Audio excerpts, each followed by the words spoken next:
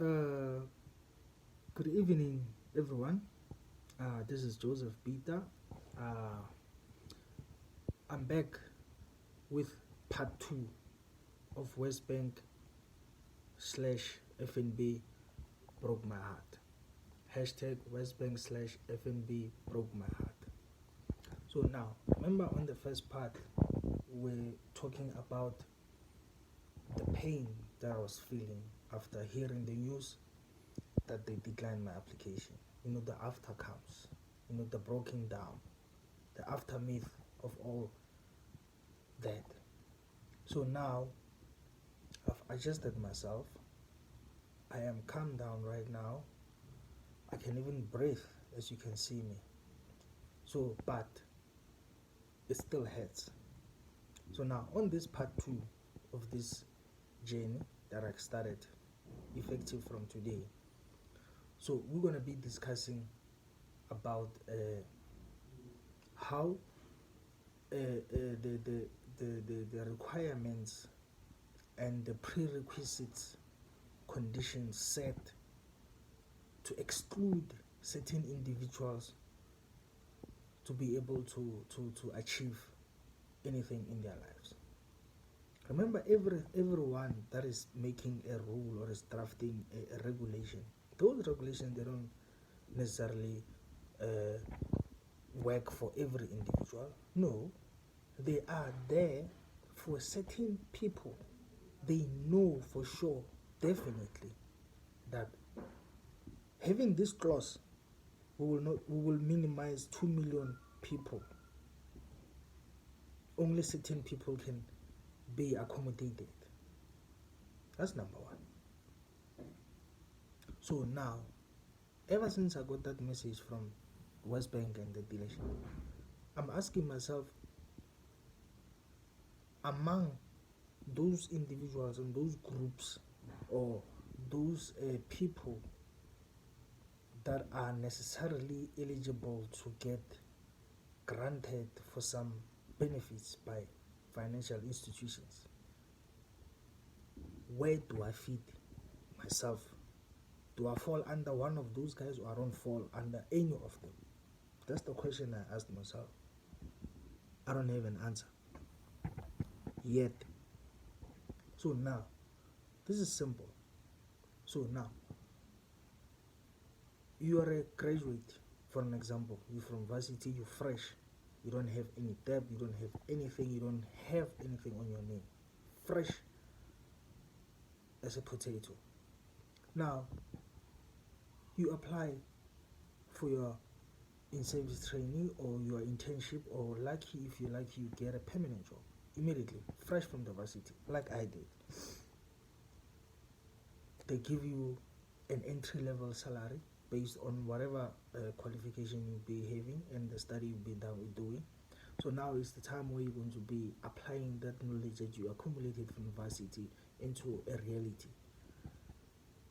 And then the employer is like, no, I'm going to give you a certain amount of basic salary and benefits and stuff like that. You agree, you sign, happy, I got a job. Do you know that excitement? I have a job. You don't know.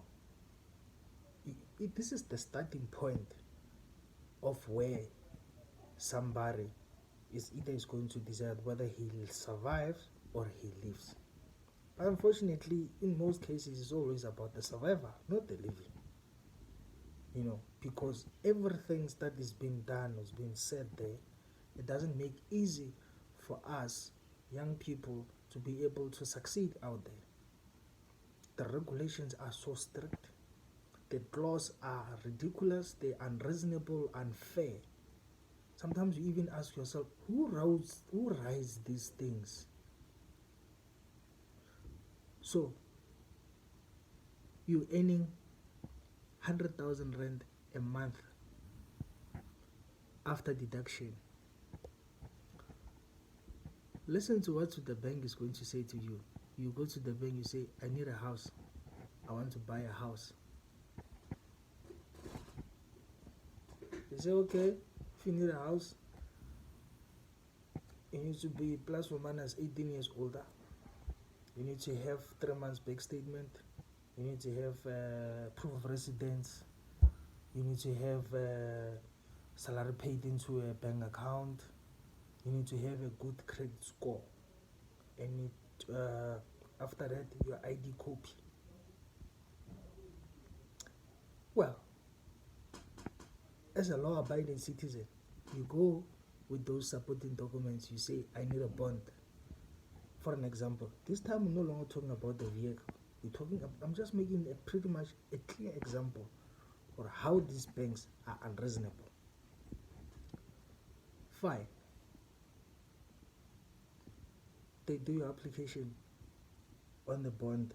You say you want, for example, 1.2 million worth of a house.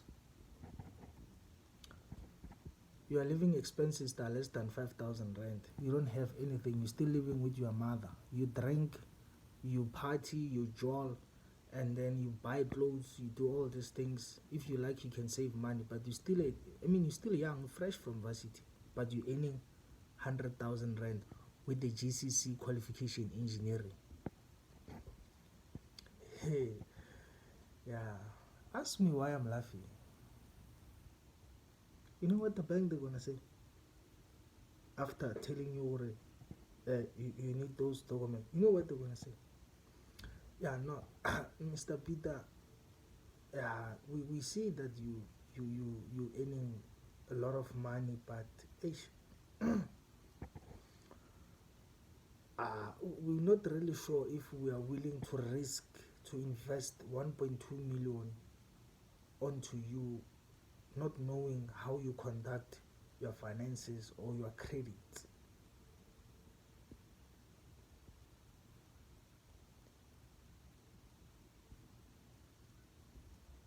By that time, you don't know anything, and you're still fresh from varsity with a qualification. You just got a job. All you know, when you're working, you can get anything.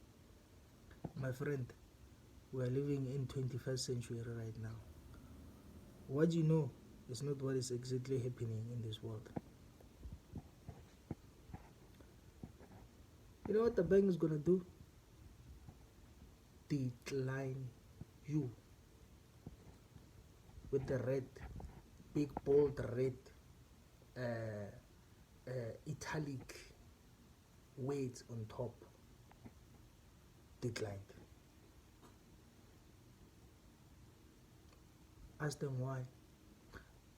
No sufficient evidence to show that the client can pay and justify that he can be accountable for his or for her accounts or lack of enough credit information or history. That's the reason why they declined you, even though you're earning 100,000 rand and you're still fresh from varsity. You don't have any debt, you don't have any account, anything. Alright. What do? You crash, you break, you lose control. You become dysfunctional. You take irrational decisions. You drink too much. If you smoke too much. Well, if you're having sex, you have it a lot.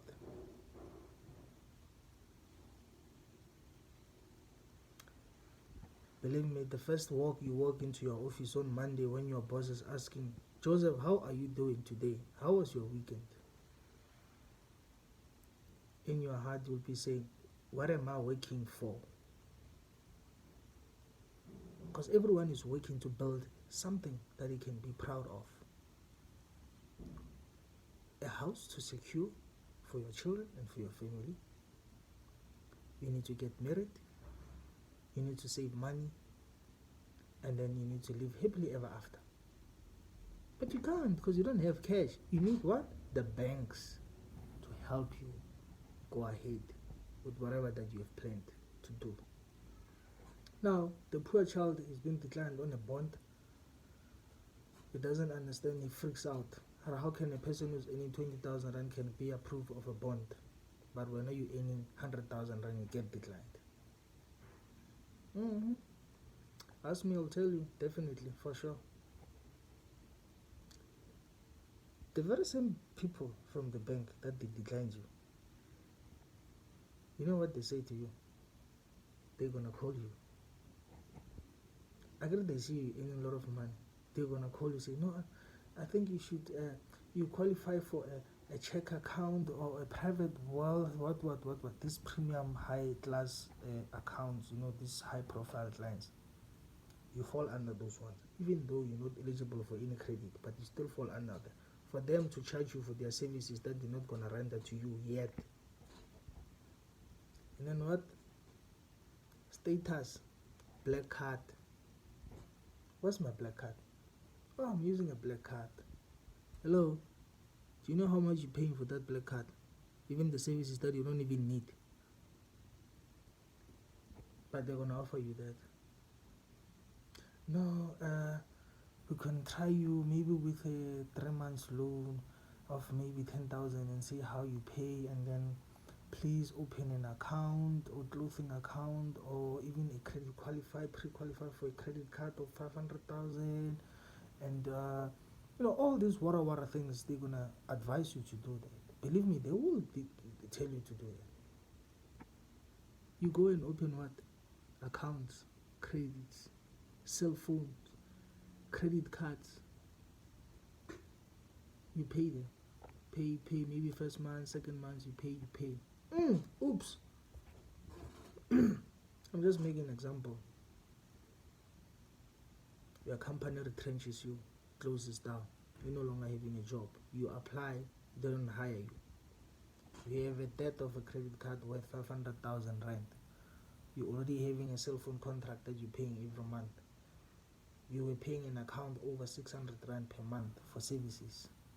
You have a clothing account, you took the clothes you're paying every month, you can't pay them anymore. You haven't saved money yet, you're just waiting for 3 months, 4 months, you're fresh from varsity. What does it do? It breaks you. What do? You go and drink. If you drink, I'm just saying, like on a serious note, reality, let's just be real, guys. You go and get sloshed. You don't sleep. If you smoke a lot. You don't talk to people, you get crushed. The world is over. That 100 grand, gone. Can the bank come to you and say, sorry, Joseph, no, it was a mistake, man. Hey, the job is finished, but don't worry. Hey, those credits, I will just take care of them. Don't worry. It's fine. You're okay. Like, really? Here, South Africa? I don't think so. Don't just keep quiet. They won't even look at you. You there, poor thing, hustling, looking for a job. You go, you work for some stuff. They pay you 2,000 grand, 5,000. You know, these lousy jobs. You get contracts. Yeah, just to survive. You don't get a job. A year passes by. 2 years. Those credits that you made with those banks, interest, arrears, hand over, blacklisted, with immediate effect. I guess they're gonna call you, tell them, no, I'm no longer working. How much you can pay? How much you can afford? Really? This poor kid just lost his job. You're asking him how much he can afford. That's what they're gonna do. The very same people they told you go and take credits so that we can see we can pay. 3 years go by, you don't have a job. You are on ITC, blacklisted. Your score is 100 or 50. You're not even eligible to get even something that you can pay 1 rand a month. They can't give it to you. Closer to 4 years, God answers your prayers. You get a job. Remember, you have a 3-year break without working. Life has grown so fast. Things have changed. Things have escalated. Prices are up. Fuel is up. You have a credit card worth of 500,000. Remember, they give it to you. You have a check account that you were paying per month, which you didn't pay, accumulated interest. Clothing accounts that you opened. Cell phone account that you opened, you didn't pay. Actually, on every account they did take you to credit bureau. They blacklisted your name. You're on IT security. Your name is just black. Now a big question start. The reality. how am I going to recap this thing? You're working now, very good job. They're still paying you the very same salary they paid you before, 100,000 plus this time they're paying you 150 with the GCC engineering qualification. Life goes on. You go to the bank. I am struggling with transport. I need a vehicle that I can purchase so that I can travel from work to home.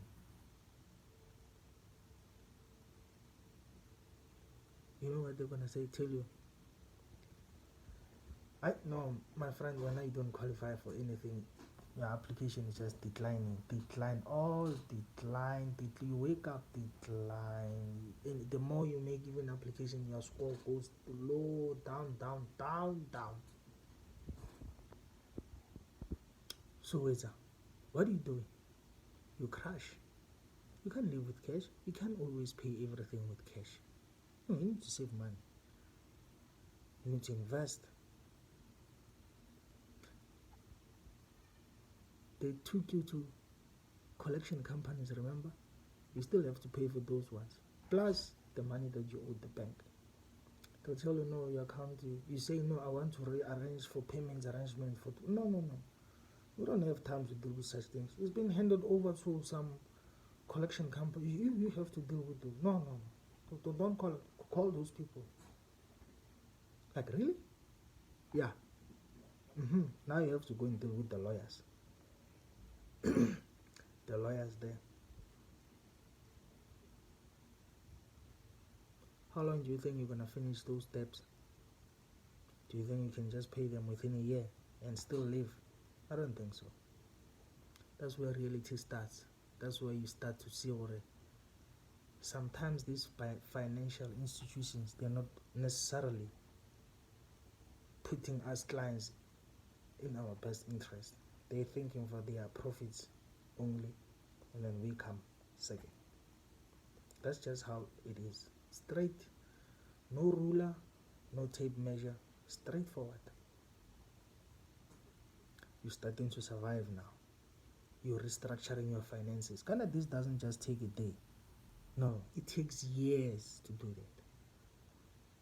You're still paying the collection companies. Even though you're still paying them, you way overdue over areas. You're like for 3 years without paying. Even if you can pay and settle it now, you're still having, the history is still there. Your life is completely kaboosh.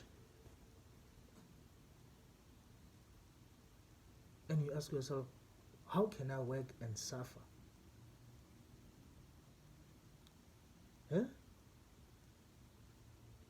You pay those debts. You work so hard to pay them, to settle them, everything. You do everything. Remember, to take someone from ITC doesn't just take a day, it takes days. And to clear a name, it can even take up to 2 years. So during that period, what you do, all your plans, you can't do anything. You can't buy a house, you can't buy a vehicle. Basically, you just living to go to work. That's it. While other people are still living happily ever after. Who told you to go and do those credits? The bank.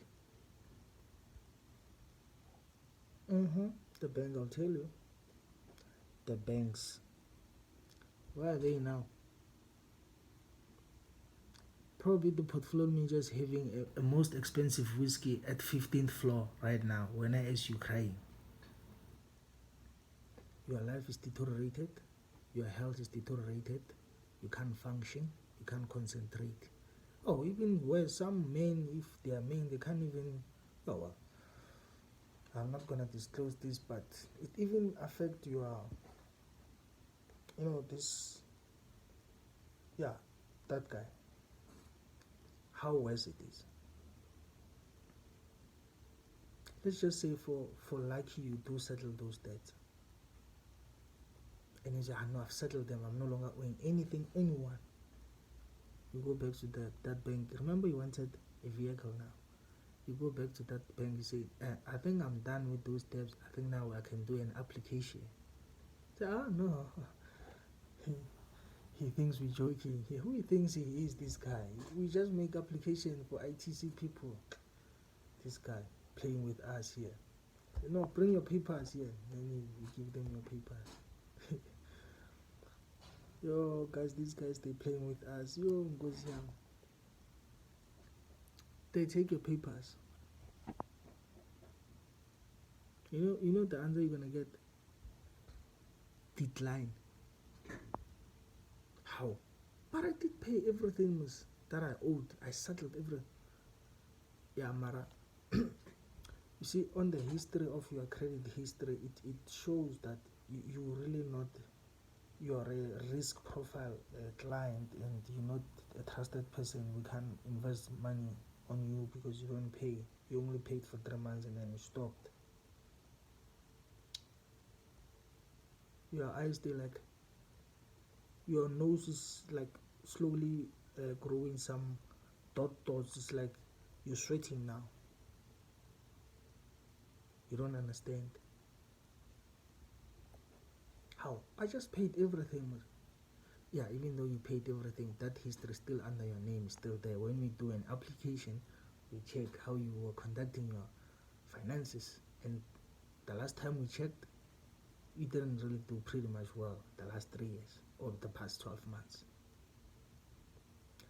Okay, what should I do? That's where my situation came in. The very same situation I was. No, we will help you to restructure your finances, to get financial institutions, to get confidence. We will help you. No, we will. We will help you.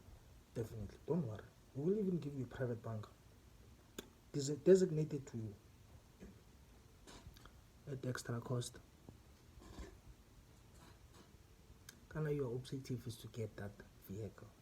You work so hard, you do everything, you even stop everything that you were doing that is being reckless with finances. You stop it. Your objective is what? I want to regain my credit score, my financial confidence. That's your goal, and that's your only priority, and it will always be your only priority.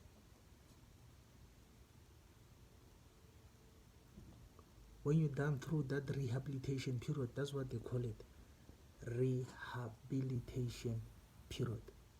They say, make sure you don't relapse. You don't relapse. You conquer, you proceed, you put your foot down. You're like, I'm fighting this. You survive for 12 months. Your credit, beautiful. Your finances, beautiful. But that history of areas, they're still there. Affordability, tick. Buffer, tick. Living expenses, tick. George, 100%. You're excited. You go to online on your computer, sitting on your desk. Let me do an application for vehicle finance. You search your vehicles. Oh, this one is beautiful. Press. Application sent. Yeah, gross income. Vehicle, ID, you put, proceed. It's like steps 1, 2, 3, 4. It's like personal, finances, banking, and addresses. Number 1, life, application sent successfully, receiving an automated email from a computer. Thank you, Mr. Joseph. You've been approved, subject to verification of documents. Do you know that excitement? Yeah, yippee, hooray, yay. Oh, you call your friends, you call your family. Oh, they've been approved me, blah, blah, blah. I'm gonna get a vehicle or a house. Everybody's happy. Life goes on. My friend, a bit of advice. That is bullshit. That is not approval. You go to a dealership to get a car, and then they come back. Mr. Peter, it seems we're gonna be having a little bit of problems here. What now?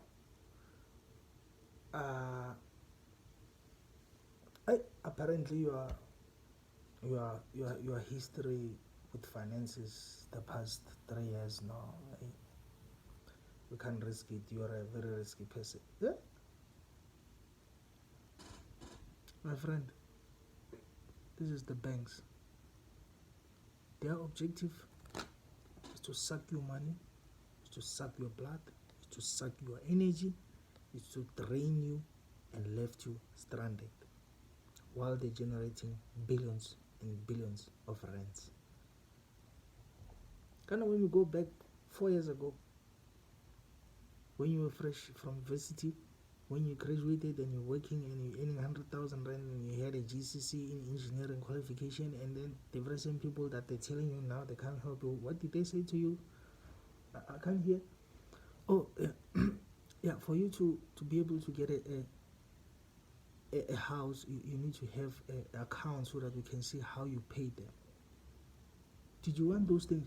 No.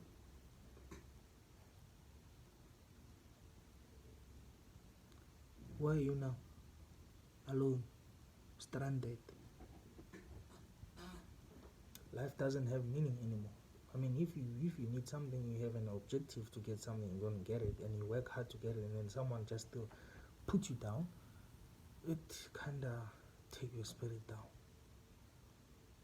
So, now if it was according to me, if I had any way of avoiding the banks, especially my bank, FNB and Westbank, oh gosh, I was going to be the first one. Unfortunately, I can't do that. They can't pay me with cash. I have to still use them. The very same people who drown us, take us down. They don't want to see us going up. No, they don't want to see us go. Who are you to succeed? No, you must be where you are. It's not funny. It's really hard. It's really hard. Just to make an example, go to Facebook and see any dealership that is advertising a vehicle about vehicle finances approval.